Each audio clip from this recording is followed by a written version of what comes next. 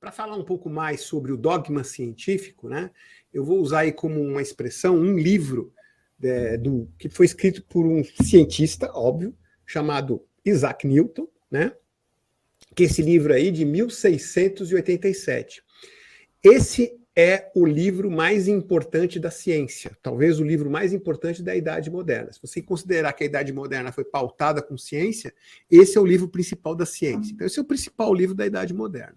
O que ele fala? Esse livro ele ensina uma disciplina chamada mecânica, que é uma disciplina da física. A mecânica é o movimento dos corpos. Então, com esse livro, você consegue prever, né, pelas fórmulas que ele fala, e aí a matemática está aí, e a genialidade do Newton é que é o seguinte, para ele provar a física, ele construiu a matemática chamada cálculo, né?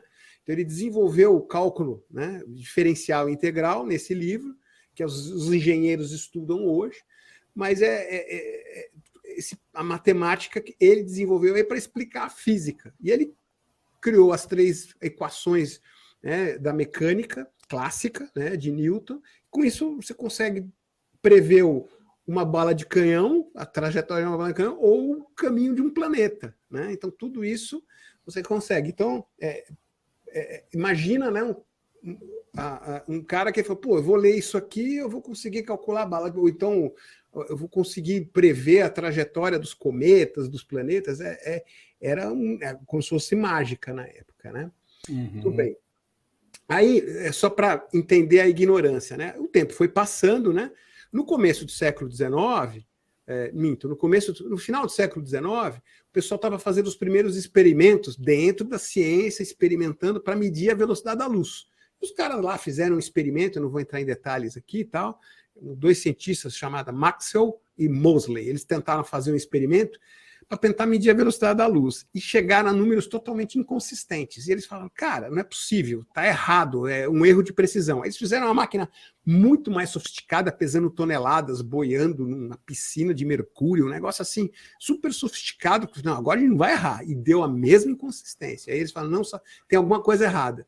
E aí o Einstein foi lá e falou, não, tem eu tenho que acrescentar algo a mais a física, né, a mecânica do Newton, que é a relatividade, né? Então ele criou lá. Então, assim, esse é o caminhar da ciência. Você sempre fala assim, putz, eu não sei isso, aí eu tenho que inventar, ou criar, ou descobrir alguma coisa para explicar até o próximo passo, e aí foi mecânica quântica, um monte de coisas malucas aí, né? Tá?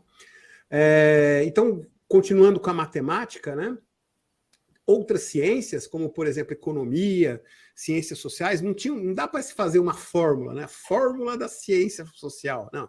Mas você consegue desenvolver isso com estatística. Então, o pessoal criou, né, ciências chamadas estatísticas. Então, se você pega alguns livros escritos por psicólogos comportamentais, eles usam muito estatística para fazer lá experimentos, coloca tantas pessoas, submete a uma experiência, como é que elas respondem, então pega médias, enfim, né? Então, estatística, matemática também para ciências sociais, tá? Então, é só para fazer o link aí entre a matemática e a ciência, tá?